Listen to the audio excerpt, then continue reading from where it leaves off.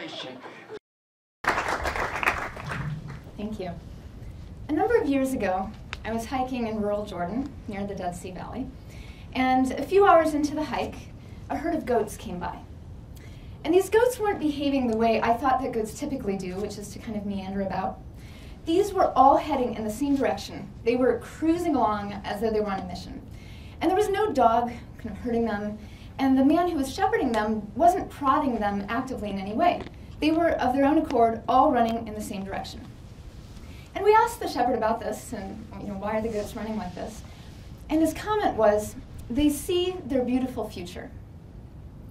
And he explained that just around a bend in the river, there was a really lush green area, and the goats knew it was there, and that's where they were heading. And that phrase really stuck with me. They see their beautiful future. And I don't know why. Maybe it's because he used really grand language to describe something as simple as goats and grass. But I remembered it. They see their beautiful future. And it became a bit of a metaphor for me in the years since for what might happen for people. If we can imagine a future very different from what we're currently experiencing.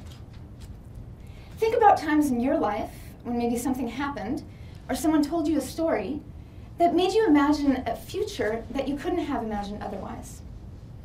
For me personally, this has happened in a number of cases, especially with regard to my education. I was born in Ohio's Amish community, and the Amish community is very unique. They're best known for using horses and buggies, not using electricity. It's a very close-knit community. But they also limit the education of their children to 8 grades. And what this means is that for young people growing up in Amish communities, they have a very limited number of, when they look at the role models in the community, there's a very limited number of jobs and ways of life that are represented there. My parents left the community when I was very young, and over the course of my lifetime, a number of things happened that let me then imagine a future I couldn't have otherwise. Small things. Things like a guidance counselor in high school telling me that, I should apply to schools other than the local community college. Or in high school, an English teacher telling me that, someday I would go to graduate school. I'd never considered that. Or after my first year at the university, the honors program finding me and saying, you really need to think about applying for a program that I'd never heard of before, called the Fulbright. And so in a number of cases, I was able to imagine a future that was different, and I believe that changed my outcomes. So I also began to wonder whether this concept of imagining a more beautiful future might also be applicable in international development, my current field, and specifically with regards to women's empowerment. In many parts of the world, women still face many challenges and have worse outcomes than men on a number of dimensions, whether we're talking about health, educational attainment, job opportunities, political representation. But it's hard to think about how to change that. It's a complicated question. Let's imagine that we wanted to do a program to empower women in a village. Let's say that our policy would be to start a program that teaches women how to better negotiate. And we start a program, we have women in our program. After it's over, we want to know, did it work? And so we look at a number of outcome indicators for the women in our program, perhaps whether they're able to leave the home easily, whether they speak up in public, whether they own their own business. And we can compare the women in our program to those who aren't in our program, and maybe we find that they do better on all of these outcomes. But was that due to our program? Or did the women who were already most empowered, who were already better off in the village, self-select into our program? How do we know whether we made them better off? Maybe they would have been just as empowered if we had never shown up with our program. Maybe we made things worse. Maybe there's backlash if we're introducing concepts that don't match with the local culture. The problem is that we can never observe the women who are part of our program, both having had the program and not having had the program. They don't have clones we can look at in the real world at the same point in time. So it's very difficult to understand whether programs like this work. And there's an innovation we can use to get at the causal effect of programs, even if we can't magically look at clones of people. And it's called a randomized evaluation, or a randomized controlled trial. The basic idea is similar to a medical trial, where you randomly select some people to get the drug, some people get the placebo. At the end, if there are differences in outcome, you know it was caused by the drug, because on average, the two groups are the same, since you randomly assigned them. And in the last 10 years or so, this concept of randomized evaluations has been applied in development programs. I work for the Poverty Action Lab here at MIT, and we have a network of affiliated professors who've done more than 300 projects around the world in health, education, environment, testing whether things work. And what I'd like to share with you today is just 2 examples of programs that looked at questions of women's empowerment to see what we can learn. So for the first example, we go to India.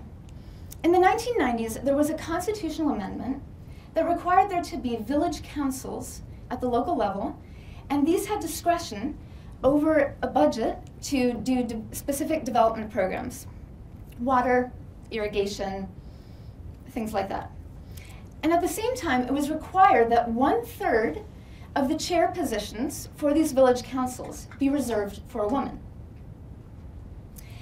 And it was determined randomly which villages needed to reserve that seat for a woman in any given election cycle. So after 2 rounds of election cycles, there were 3 essentially randomly selected groups of villages. One group that had never been randomly selected to have the chair position reserved for one, a second set of villages that had had that seat reserved once, and a third set where it had been reserved for the 2 previous election cycles, so for 10 years. And so researchers wanted to understand, did this change outcomes for women on the ground?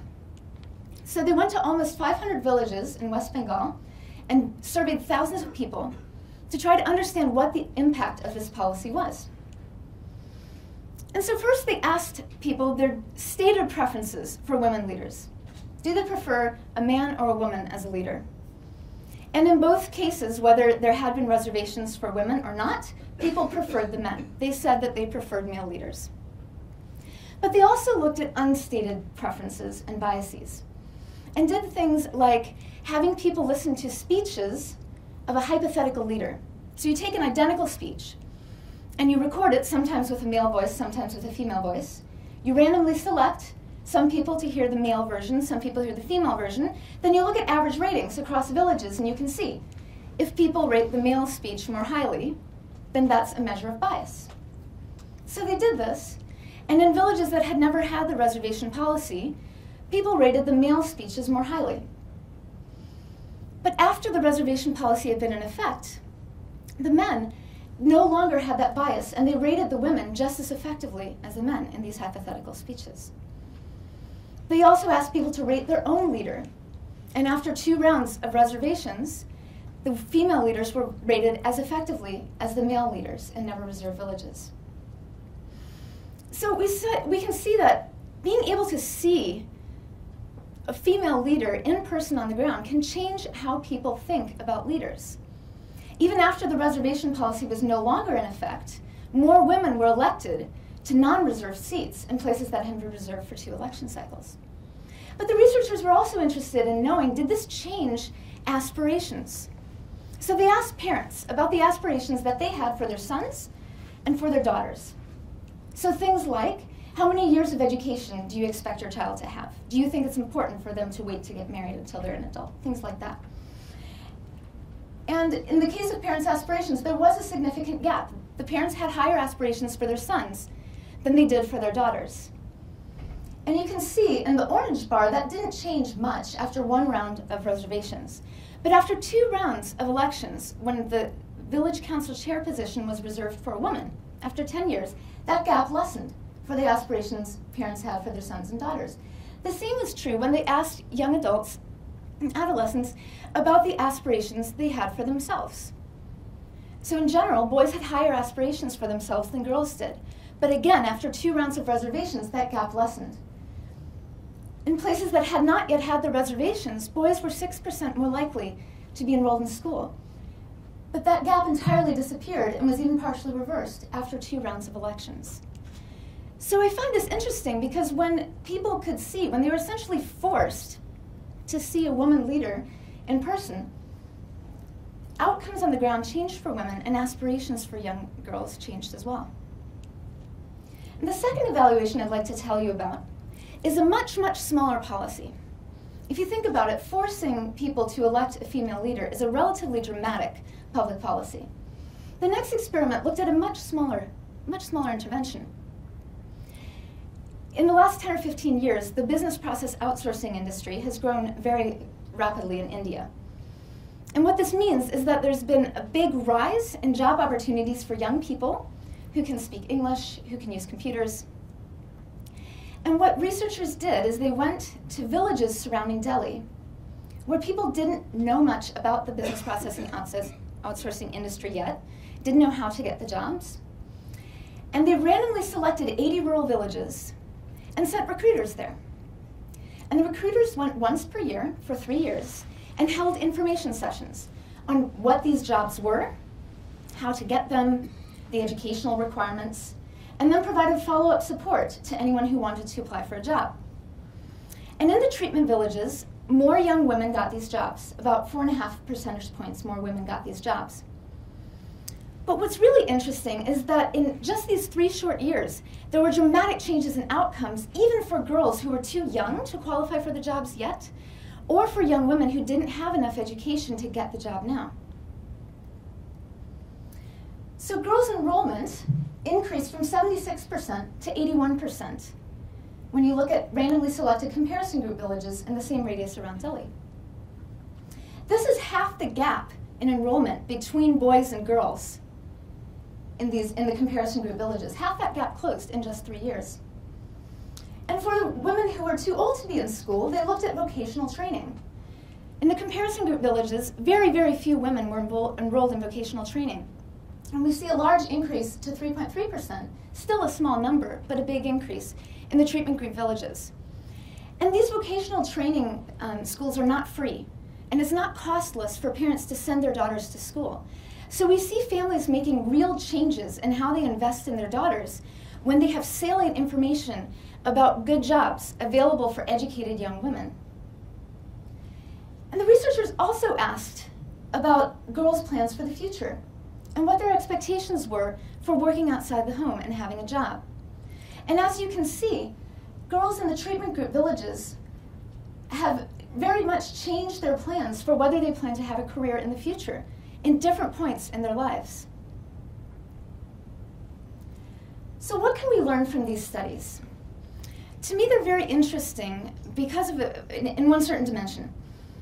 A lot of times when we talk about women's empowerment, we talk about culture, we talk about the very complicated factors that are involved in why women are still experiencing worse outcomes than men on so many dimensions. And that can seem like a very hopeless conversation. How can we change something like culture, and should we even? But what we could see in these examples is that when we give women real power, as in the first one, where a woman actually leads a village council that has discretion over a budget and how to spend it, parents and daughters take notice. And when we let people know about real jobs with an actual paycheck in the city, parents change how they invest in their daughters. And girls change their aspirations for themselves as well. So what does this mean for us? There's still so much that we don't understand about what it takes to empower women and to improve outcomes for women and girls around the world. But it's worth taking the time and the effort to carefully and rigorously evaluate different strategies so that we can learn what works, so that we can learn what works best. And hopefully, in the future, the next generation of young women will be able to imagine a different future, a more beautiful future. Thank you.